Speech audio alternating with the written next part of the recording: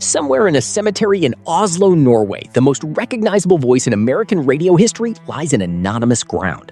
Somewhere inside a manicured Los Angeles Memorial Park, three of Hollywood's most celebrated names share the same disturbing distinction: no stone, no marker, no name.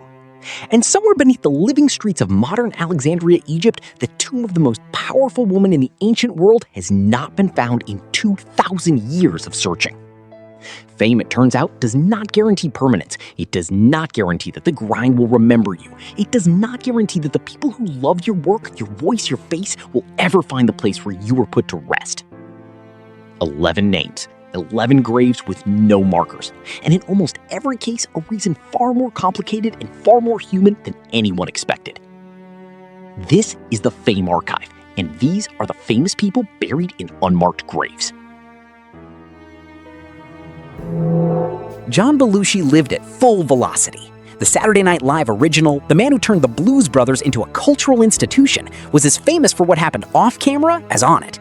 The parties were legendary, the energy was volcanic, and the chaos, as it so often does, extracted its price. On March 5th, 1982, Belushi was found dead at the Chateau Marmont in Los Angeles. He was 33 years old. He was laid to rest at Abel Hill Cemetery in Chilmark, Massachusetts, a quiet, ancient burial ground on Martha's Vineyard, a place that felt almost deliberately removed from the Hollywood machine that had consumed him. But the pilgrimage that followed revealed something strange. Fans arrived in numbers, raised glasses at his gravestone, and paid their respects. What they likely never knew was that the gravestone itself had been physically relocated within the cemetery, moved specifically because the foot traffic and the tributes were disturbing the surrounding burial plots. And the deeper truth is more unsettling still. It is widely understood that John Belushi is not buried where his marker stands. His precise resting place within Abel Hill Cemetery is known only to his immediate family, a final guarded secret in a life that had very few of them. Roy Orbison had one of the most distinctive voices in the history of American music, the trembling operatic tenor behind "Oh Pretty Woman," a voice that seemed to carry the full weight of longing in every note, sold over 100 million records across a career spanning 4 decades. When he died of a heart attack on December 6, 1988, he was 52 years old, and the music world lost something genuinely irreplaceable. He was buried at Pierce Brothers' Westwood Village Memorial Park in Los Angeles, one of the most star-saturated cemeteries on Earth, the final resting place of Marilyn Monroe, Natalie Wood, and dozens of Hollywood's most iconic names, a place where fame, even in death, tends to be acknowledged. But Orbison's plot carries no marker, no stone, no name, no acknowledgement that one of the defining voices of the 20th century rests beneath that ground. His family's original intention was for the burial to be temporary, a placeholder arrangement while a permanent monument was planned and prepared. That was 1988. Decades passed. According to his son Alex Orbison, the absence of a marker was never a philosophical statement, never an act of deliberate privacy. It was simply, and perhaps more troublingly, a project that kept getting delayed. The temporary became permanent, and the man who made the world stop and listen left no address for those who came looking. Frank Zappa was, by almost any measure, one of the most deliberately unconventional figures in the history of recorded music. A composer, guitarist, and cultural provocateur who produced over 60 albums across a career that defied every genre boundary placed in front of him. He was not a man who accepted the rules of any institution, not the music industry, not the government, and it appears not even the conventions of death itself. Zappa died on December 4, 1993 of prostate cancer. He was 52 years old. Like Roy Orbison before him, he was laid to rest at Pierce Brothers' Westwood Village Memorial Park in Los Angeles, that same quiet, sun-bleached ground that holds so many of Hollywood's most celebrated names. And like Orbison, his plot bears absolutely no marker. The reason, unlike Orbison's case, has never been formally explained. No family statement, no delayed project, no public accounting of why one of the most documented and obsessively cataloged musicians of the 20th century rests in anonymous ground. But perhaps Zappa himself provided the only answer that ever mattered. When asked in an interview what legacy he hoped to leave behind, he was characteristically blunt. It's not important to even be remembered.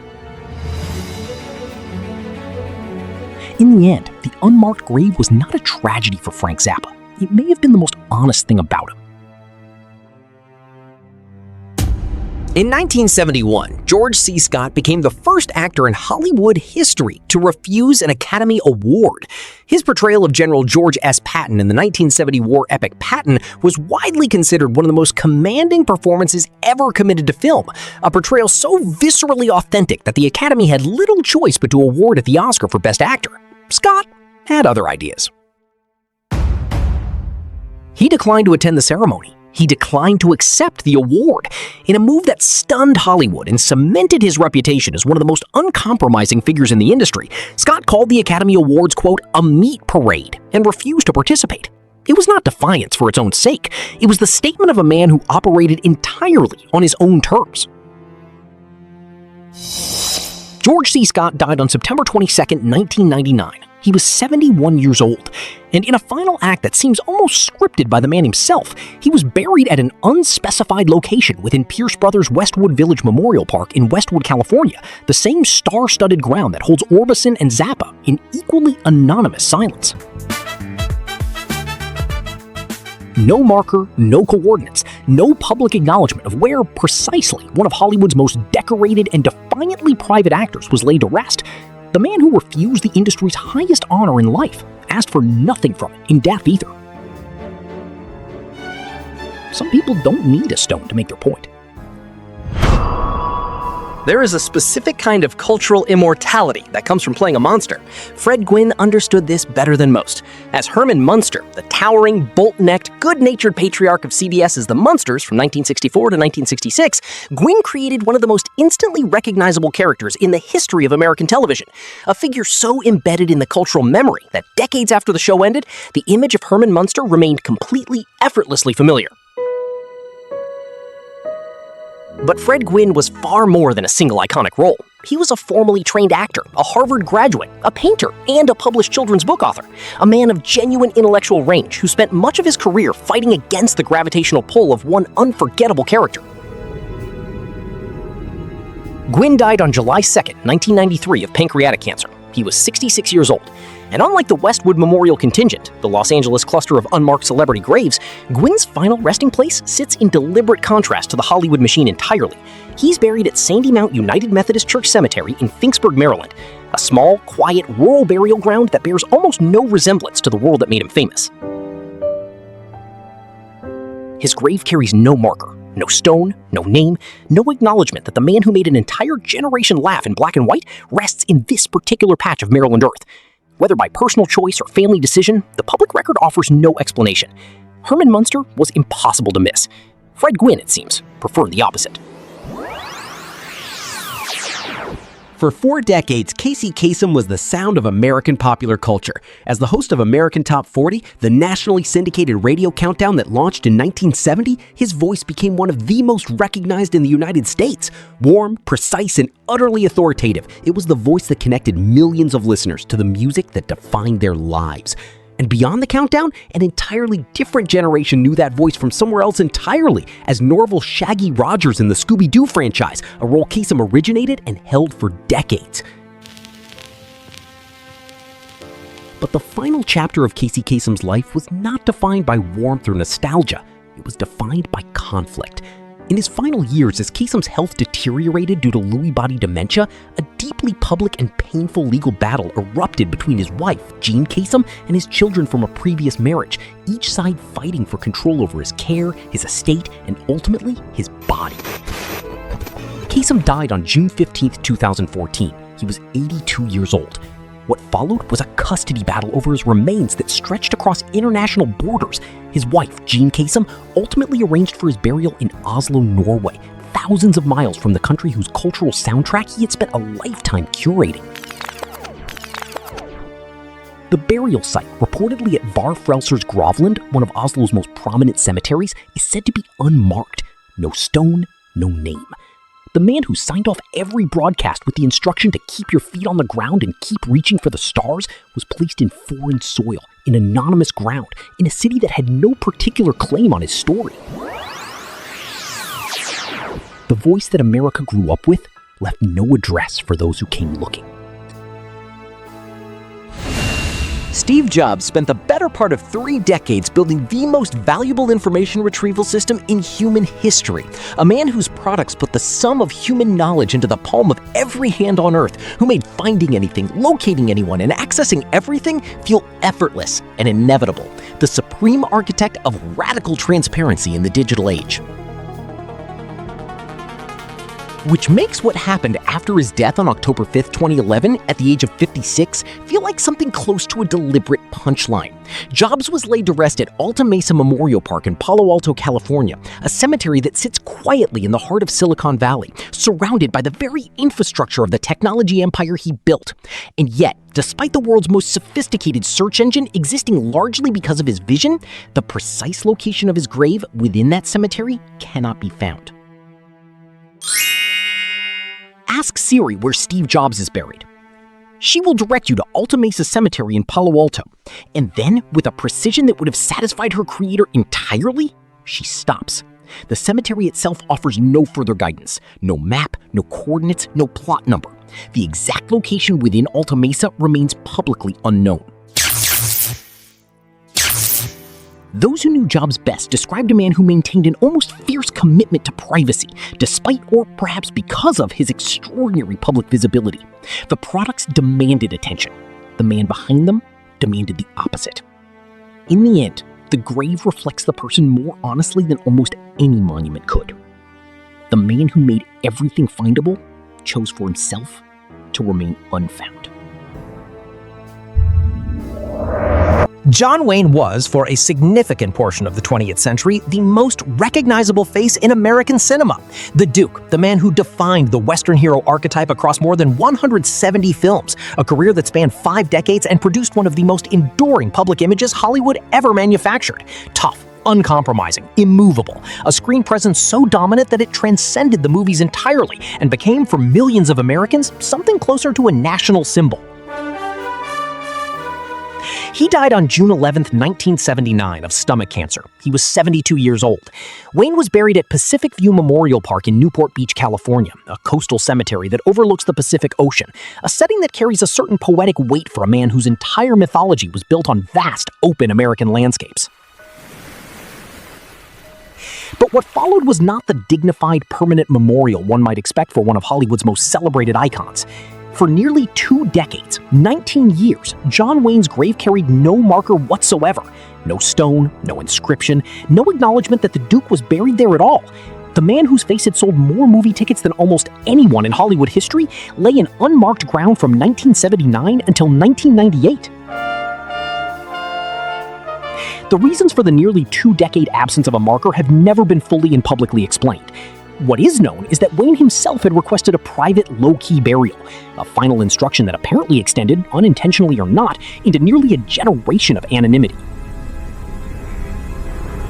The gravestone that finally appeared in 1998 carries an inscription taken from a quote Wayne gave in a 1971 interview. It reads, "Tomorrow is the most important thing in life." 19 years late, but it arrived. Bessie Smith was not simply a blues singer. She was the architect of an entire emotional vocabulary. The woman known as the Empress of the Blues sold millions of records during the 1920s and early 1930s at a time when the recording industry was barely a decade old, and in doing so, became one of the highest paid black entertainers in America. Her voice carried a power and a directness that redefined what popular music could express, influencing virtually every significant vocalist who came after her. She died on September 26, 1937, following an automobile accident near Clarksdale, Mississippi. She was 43 years old. She was buried at Mount Lawn Cemetery in Darby Township, Pennsylvania. And then, for 33 years, her grave carried no marker of any kind, no headstone, no name, no acknowledgement from the industry she had built, the audiences she had moved, or the cultural institutions that had profited from her extraordinary talent. 33 years.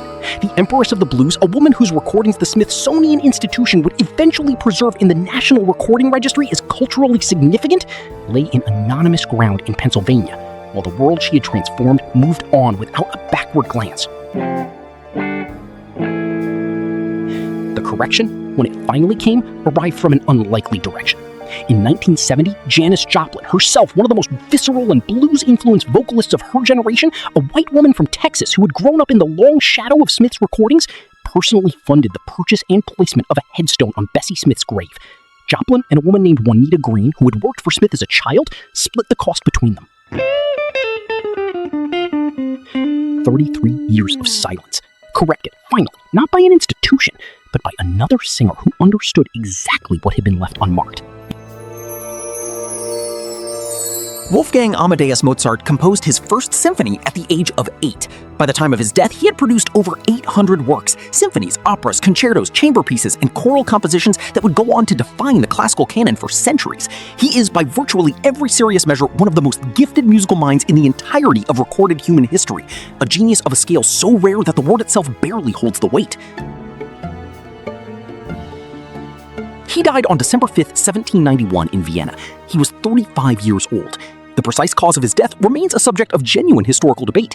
Theories ranging from rheumatic fever to kidney disease have been seriously advanced by researchers over 2 centuries. But the circumstances of his burial are not in dispute, and they are, by any modern standard, deeply uncomfortable. Mozart was buried in a communal grave, a gemeinsamer Grab, at St. Mark's Cemetery on the outskirts of Vienna. This was not, as it is sometimes mischaracterized, an act of poverty or disgrace. Communal burial was the standard practice for the majority of Vienna's population in the late 18th century, including much of the middle class. Individual marked graves were a privilege of the aristocracy and the exceptionally wealthy. Mozart, for all his genius, was neither at the time of his death. The mechanics of the communal grave system made the loss permanent. After a designated period, the remains within a communal plot were relocated, the land cleared and reassigned for new burials. By the time Mozart's name had fully ascended to the cultural immortality it now occupies, the physical remains themselves had been moved, commingled, and rendered irretrievably unidentifiable. The monument that stands today at Friedhof Wien St. Mark's in Vienna, the stone with the weeping angel that tourists photograph and scholars visit, is precisely that, a monument, a tribute, not a grave. The most celebrated composer in Western history has no confirmed resting place on Earth. She ruled the most powerful kingdom in the ancient world. Cleopatra VII, the last active pharaoh of ancient Egypt, a woman who commanded the loyalty of an empire, spoke 9 languages, and formed 2 of the most consequential political alliances in the history of the Mediterranean, first with Julius Caesar, then with Mark Antony. She was not simply a ruler, she was a strategic force of extraordinary intelligence, operating at the absolute apex of global power. But in 30 BC, the architecture of that power collapsed. Caesar Augustus, known then as Octavian, emerged victorious from the final conflict of the Roman civil wars, defeating the combined forces of Cleopatra and Mark Antony at the Battle of Actium. Faced with the absolute certainty of Roman capture, public humiliation, and being paraded through the streets of Rome in chains as a conquered trophy, both Cleopatra and Antony chose death on their own terms. Antony by sword, Cleopatra, according to the ancient sources, by the bite of an asp. They were buried together. That much the historical record broadly agrees upon. Ancient sources, including the Greek biographer Plutarch, indicate that Octavian permitted Cleopatra's burial alongside Antony as a final concession. The location is described as a tomb of great magnificence, likely somewhere in or near Alexandria, Egypt. But magnificence, it turns out, offers no protection against deliberate erasure. Whether Cleopatra and Antony chose concealment themselves, aware that Octavian might desecrate a known grave to complete their political annihilation, or whether Octavian intentionally ensured that no permanent marker survived to preserve their memory, the result is the same. 2,000 years of archaeology, excavation, and relentless scholarly pursuit have failed to locate the tomb. Every other name in this story was forgotten by accident, by delay, by privacy, or by grief. Cleopatra's erasure may have been intentional, an act of political annihilation so complete that it outlasted the empire that ordered it by 20 centuries and counting. The most powerful woman in the ancient world has no address, and the man who may have taken it from her has been dust for 2,000 years. What connects John Belushi to Cleopatra? What links Roy Orbison to Mozart, Casey Kasem to Bessie Smith? On the surface, nothing. Different centuries, different continents, different crafts, different worlds entirely. But underneath each of these stories runs the same quiet, uncomfortable truth. Fame is a transaction with the living. It requires an audience, a stage, a moment of recognition. The moment those things fall away, whether through neglect, intention, erasure, or simply the passage of time, even the most extraordinary life can disappear into anonymous ground without a single stone to argue otherwise. The grave does not care how famous you were. Only the living do. And sometimes, as every name in this story proves, even the living forget.